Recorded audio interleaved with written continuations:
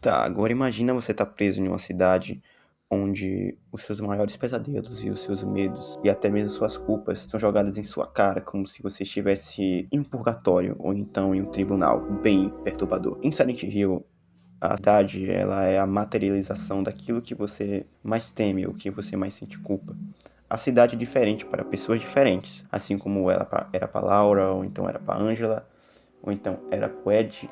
A cidade foi diferente pro James. Em Silent Hill 2 nós vemos monstros diferentes. Cada um deles representa alguma coisa no interior da mente do James. O Pyramid Head, ele provavelmente representaria o superego. A Maria, que não é um monstro, mas sim uma ilusão, representaria a luxúria e o id, que é o lado mais instintivo do James. Provavelmente ele mesmo representaria o seu ego. A cidade, ela tenta ao máximo testar a sua vontade, testar a sua intenção de que você mesmo realmente quer melhorar sua situação, se arrepender de seus pecados o mais rápido possível. Tanto que o final canônico de Silent Hill não é bonito, não é legal.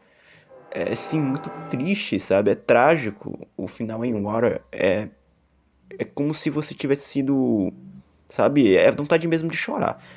Falar a verdade, dá vontade mesmo de chorar vendo a carta da a Mary falou, né? Que eu esqueci o nome da atora, que ela, nossa, ela atua muito bem nesse jogo aí. Ela, atriz, né? Atriz não, a dubladora da Maria e da Mary, ela é incrível, cara. Mas esqueci o nome dela agora. O James, ele passa por coisas que a gente nem imaginaria passar, tá ligado? Já passou por situação de vida ou morte daquela cidade, monstro grotesco indo atrás dele. É, a cidade gosta de ficar jogando a culpa dele ter matado a própria esposa diversas vezes no jogo. Até porque a Maria morre não uma vez nem duas. Ela morre, se não me engano, 3 vezes dentro do jogo. Sabendo que a Maria é praticamente a irmã gêmea da Mary, sabe? Essa coisa de ficar torturando cada vez mais ele até ele se redimir de sua culpa, até ele entender o que ele fez, é no mínimo torturante da maneira que foi executada. Então, as pessoas. O que eu acho mais complicado não é nem a gente entender, sabe, isso, porque isso é o mínimo. Mas as pessoas glamourizarem esse sofrimento, que eu acho estranho. O James é um personagem que ele é muito bem escrito, sabe? Então as pessoas gostam de personagens bem escritos. E eu gosto também de personagens bem escritos. Uma boa escrita é apreciada. Assim como o Dante, ele é apreciado, né? As novelas, principalmente a novel lá da loirinha lá, que dá a Ebony Ivory pra ele. Eu esqueci o nome dela agora. Mas essa novela é muito bem escrita, tá? O Raskolnikov, de Crime e Castigo, também, ele tem muitos fãs, né? Mas creio eu que não seja só por causa do sofrimento. Uma pouca parcela gosta dele porque ele é bem escrito, sabe? Porque ele é um personagem que você consegue sentir essa humanidade dentro dele. E a humanidade gera empatia. E é por isso que nós gostamos dos personagens. Mas eu sinto que essas pessoas que glamourizam esse sofrimento, na verdade, querem meio que se vitimizar, colocando o personagem como desculpa. E o James, ele é frequentemente usado, assim como o Kanek também é usado, e assim como o John, lá naquela fanfic de Garfield, né, que é o Garfield cósmico, frequentemente também é utilizado como vitimização. As pessoas falam que, como ele é parecido comigo, sabendo que, cara, não tem como, sabe? O que o James sofreu, você poderia levar 2 vidas que você não sofria igual a ele. E o Leon? Vive num universo onde o corporativo é basicamente o seu centro. Nós vivemos ele vive no universo em que desde o primeiro jogo existia experimentos com humanos e animais. E cara, a Lisa Trevor já é o maior indício de crueldade que a Umbrella poderia fazer. É com certeza uma das corporações mais malignas que já apareceram na ficção.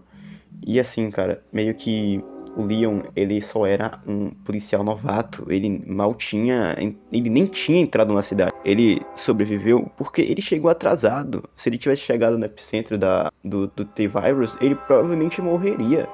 Então, imagina você chegar num lugar onde as pessoas iriam te abraçar, iriam te amar, como por exemplo, cara, eu não consigo ver aquele negócio da comemoração do Leon, sabe? Welcome Leon.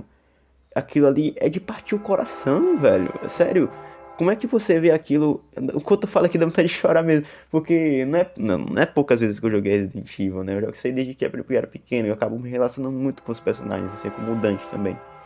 Então, cara, realmente é trágico, mano. É trágico, sabe? O cara chegar lá e ver toda aquela preparação que tinham pra ele, sabe?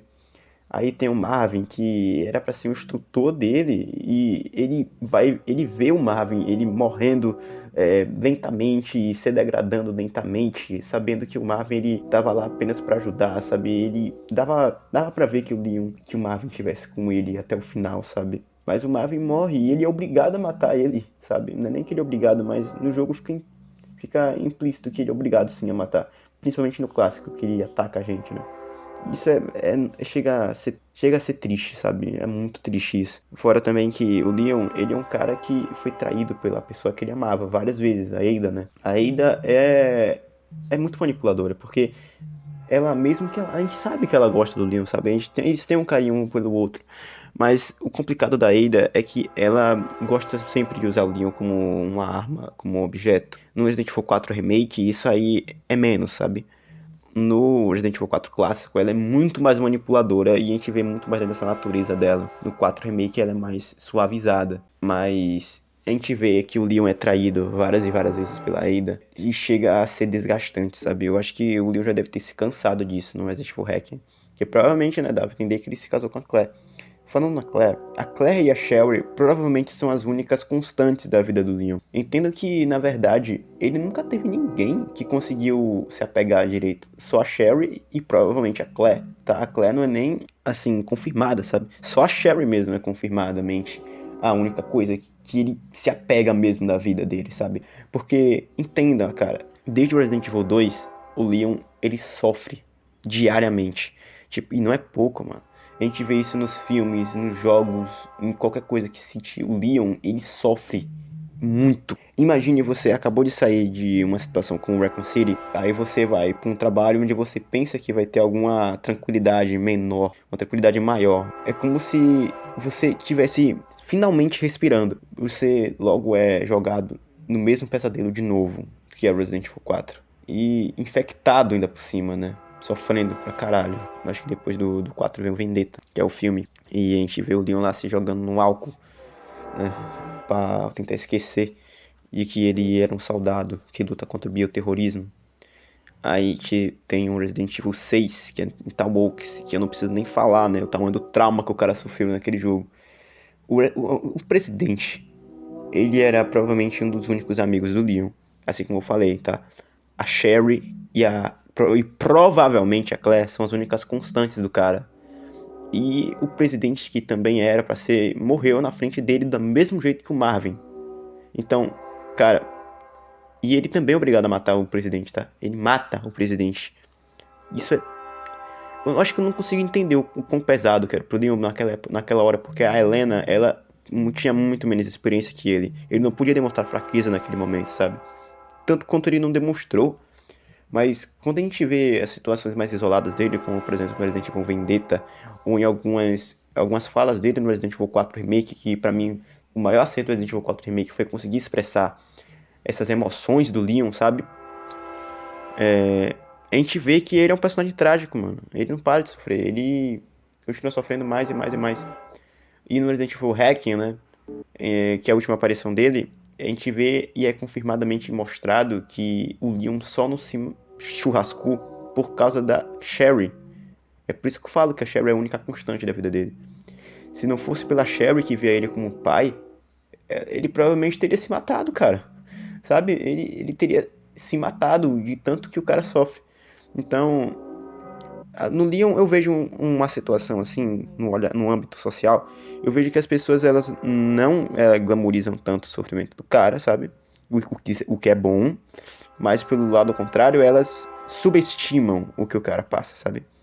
Porque eu vejo muitas pessoas criticando, né, a abordagem do Resident Evil 4 Remake, porque o Leon ele ficou, entre aspas, mais fresco. Mas, cara, é meio complicado, né? Você passa, eu acho que você nunca conseguiria passar por isso, primeiramente, né? Já quer colocar já. Só sobreviver a Raccoon City já é um feito em tanto. Agora imagine você sobreviver a Raccoon City e passar por o mesmo pesadelo de novo. É, é meio triste. Então, cara, o Leon ele só não. Para mim, o fato de ele não ter se matado por causa da Sherry já é o maior ponto de socorro do cara, sabe? Até porque pra que ele ia querer viver, né? Se ele só ia continuar sofrendo de novo.